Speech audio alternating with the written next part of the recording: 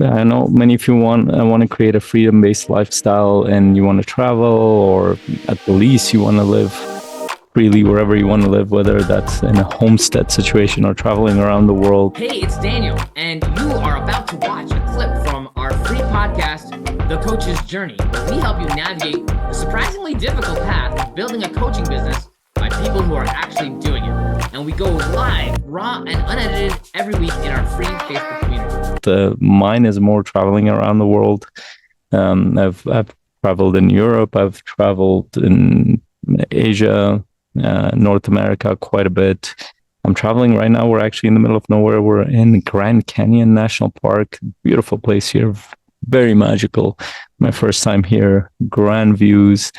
And the stars here are just something else. The past 2 nights we've been on top of the RV and just lying down there and watching the stars. That's our Netflix here. It's just a magical experience.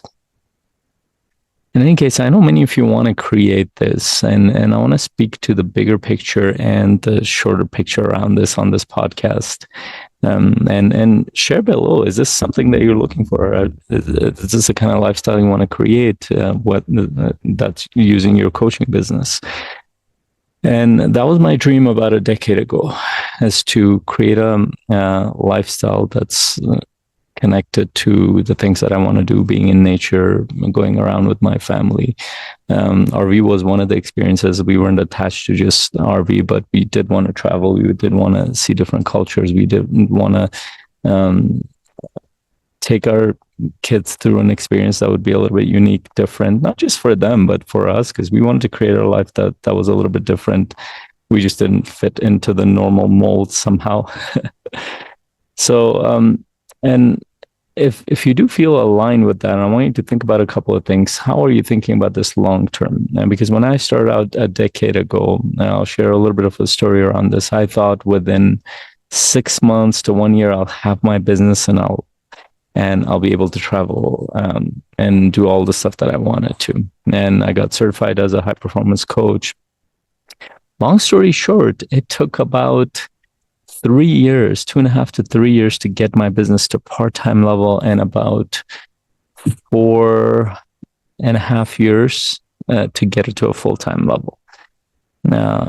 3.5 to 4.5, something like that. I mean, you can debate on that. We can talk about the details, but the point is, it took quite a while for my business to start being functional. And it's not just about part of it was the cash flow that would sustain the lifestyle, but part of it is the logistics, because in the beginning I had some contracts where I was working with some other coaches where I had flexibility, but not quite as much as I would on my own. And then I had to start working on, okay, how do I do this? So I launched my own group coaching program at some point, and this was about close to 7 years now.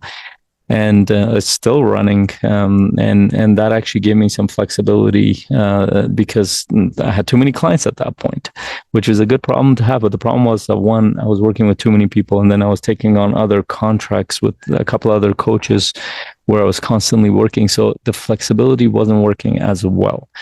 And when I launched my group, even within the group, I had to start to understand how do I structure my time. In the beginning, I was doing weekly group sessions. I don't do that anymore. I do it every other week. I did it 3 times a month once, and then I switched it finally to every other week. So every other week, I'm doing a bunch of groups, and every other week I'm pretty much free. And even on the days that I'm working, so for example, I'm in Pacific time zone, so a lot of my stuff is scheduled on the Eastern time zone. So I'm pretty much done today by 1 o'clock here, and then I have the rest of the day. And I usually have 3-day weekends. When I'm traveling, I make it a 4-day weekend. So I'm not really working that much, but when I am working, I'm fairly focused on doing the right things. And so I want you to think, and I'm speaking to timelines because these are practical timelines. Now, I'm not saying it's going to take you 4 years to build a full-time business, because I had to go through a lot of challenges and figure out all sorts of things. I will say this: if you're waiting for your business to pick up and you're not working, unless you have like a 1 to 2 year savings plan where you can you can sustain yourself for that long, or another source of revenue. I know some people have other sources of revenue, and I didn't. So I had to work. I started driving Uber until my business picked up. So if you don't have that source of revenue, don't hold your breath. Get a job while you're doing this, because it affects the sales process, marketing, so many things. I've talked about that in different videos. I won't go into that. But the long-term picture is this. Here's what I say to every coach: give yourself 1 to 2 years of concerted effort. Yeah, and here are the things that I was missing in the beginning. And the first year, I didn't get much help. I got my certification. I figured out some marketing process through a course. I'm like, okay, I'm going to make this happen. I struggled the first year. I didn't get anything done because I didn't even understand how the marketplace worked, how marketing worked, how sales worked, none of that stuff. All I knew was I wanted to coach people, but it wasn't working. I was getting burnt out. I was working close to 50 hours a week driving Uber, and then I was trying to figure this out, and I wanted to be with my family as well. So you can see that would be a challenge, and I was a sole provider as well. And we had our first daughter the first year after I started the business. So 1 to 2 years, give yourself that. Now, but the challenge that I had was I didn't get the support. I didn't hire any coaches. I didn't get any community other than the certification that I was a part of. So I struggled quite a bit on that side. But things started changing about 2 years into my business when I had exhausted every option of trying to figure out how the marketing worked, the sales process worked. I wasn't even understanding it very well. I was like, well, there's something wrong with me or my messaging, something. I didn't know quite what it was. And then I started connecting with other coaches who were doing very well. In fact, I started taking on a contract with experienced coaches in the hopes of learning from him. It taught me a few things, not directly from him, but from the community that he was running. I started learning sales a little bit better. I started studying sales because I became open to it. I realized that was the lifeblood of the business. And then I started getting together with other coaches and business owners, started discussing this. And CMC was one of the coaching mastery community was one of the places where we got together every week, a couple of times a week, discussing, well, how do we support people better from a coaching perspective? And once we became a little bit more vulnerable, we started talking about business. Well, how many clients do you have? How many clients do you have? How are you getting clients? And I realized pretty fast by then I had learned quite a few things. I didn't have the right confidence and I didn't know if it was working. So I didn't have enough clear feedback. So I started getting feedback. And within 6 months, my business started picking up. And that is the power of a community, the right coaching process, the right mentorship. I was getting mentored by other coaches there too. I was mentoring other coaches. And I was sharing, we were masterminding, doing lots of things. And pretty soon I started hiring my coaches, lots of things. And those are two things I see a lot of coaches missing. One is a coach / mentor, business mentor, and a community.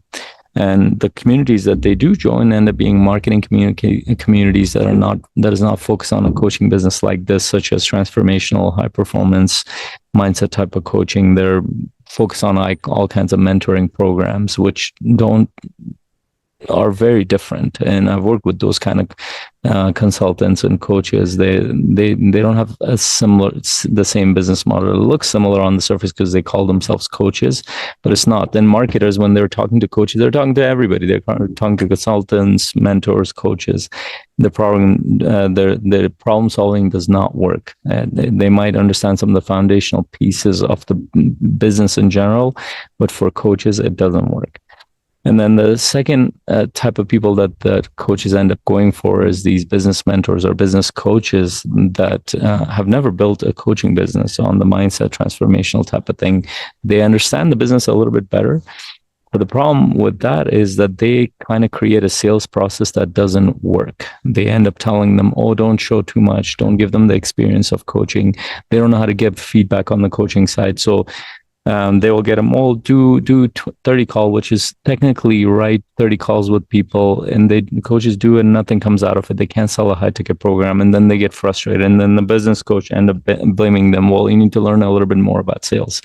Might be true in general, but they don't know how to give them feedback. So those are those types of avenues that don't work. The kind of avenue that does work is if you're surrounded by coaches who have built coaches who are mindset, high performance transformational coaches who have built successful businesses, and that could be me and other members in the community.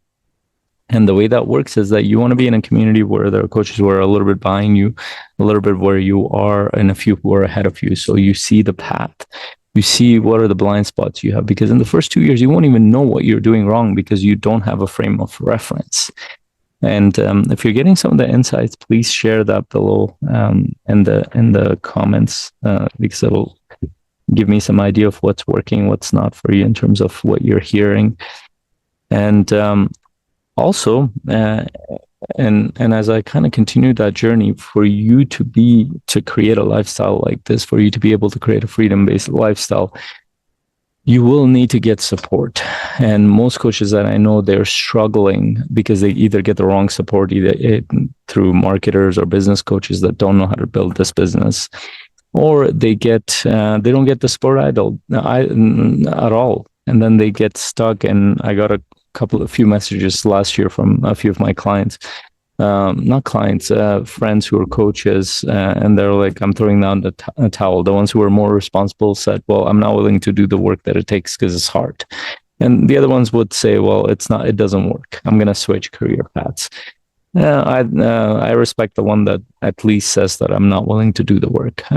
But on the other side of it, if you've tried a bunch of stuff and you're struggling, and you haven't been able to make it work, definitely get on a call with us, because we can support you. At least I can give you feedback as to what's not working, and you can work on it on your own. In our podcast, we share a lot of things that should be able to help you out, at least get the first couple of clients.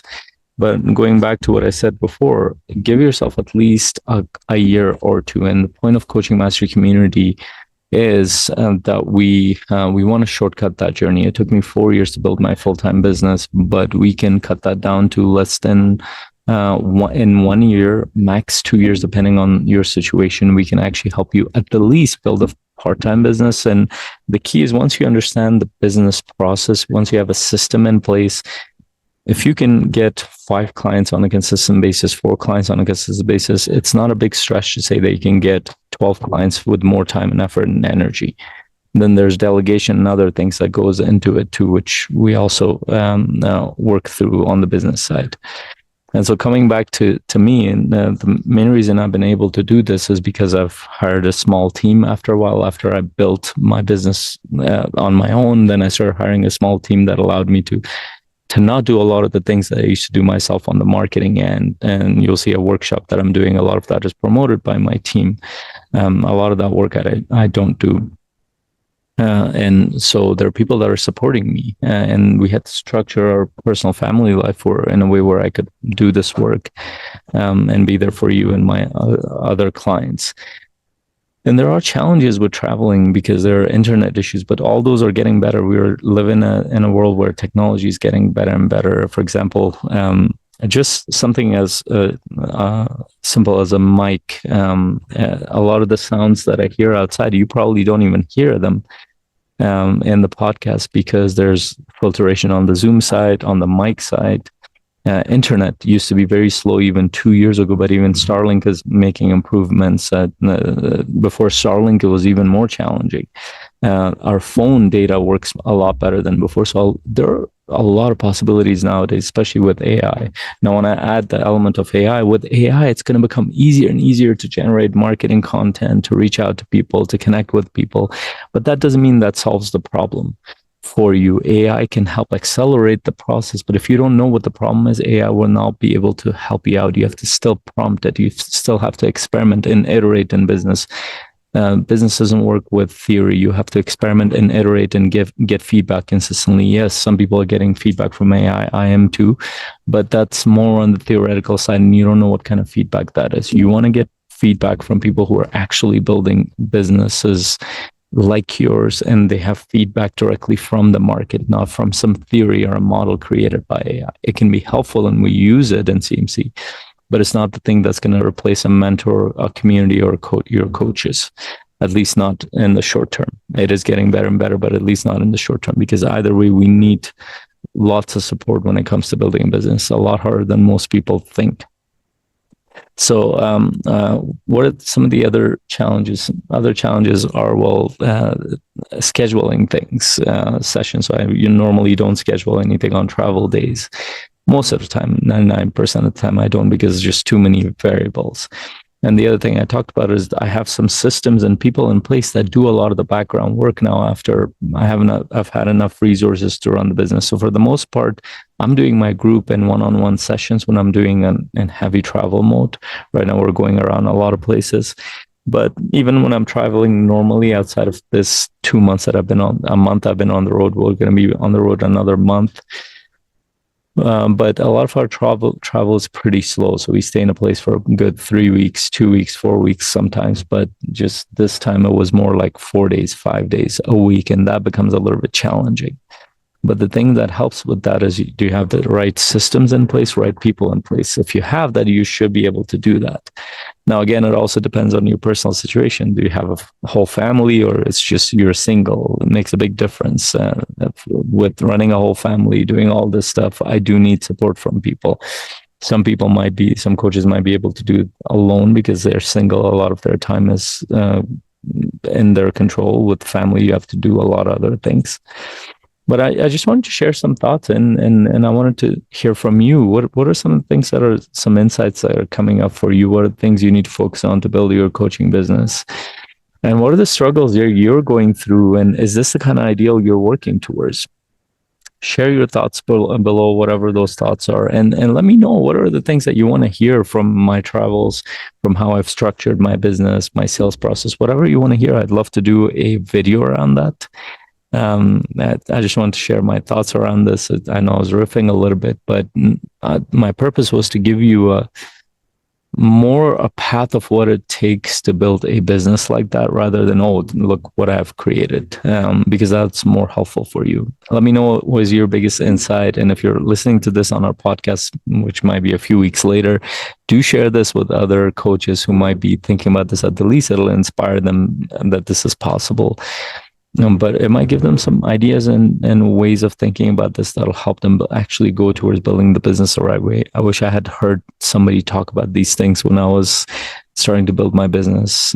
Most of the people that I heard was they had multi-million-dollar businesses. They were way ahead of me, and they were light years ahead of where I was. Most coaches that I know, they want to build a 6-figure business or a multi-6-figure business. That you can do very easily. Even a 7-figure business can be done, but seven-figure businesses or 8-figure businesses, most of the influencers and marketers are those. They're so far ahead of you, they don't even know what it takes to start a business nowadays, because they started about 2 decades ago, most of them. So I'll leave you with that last thought until my next conversation. Hope you have an incredible day. Take care. Bye.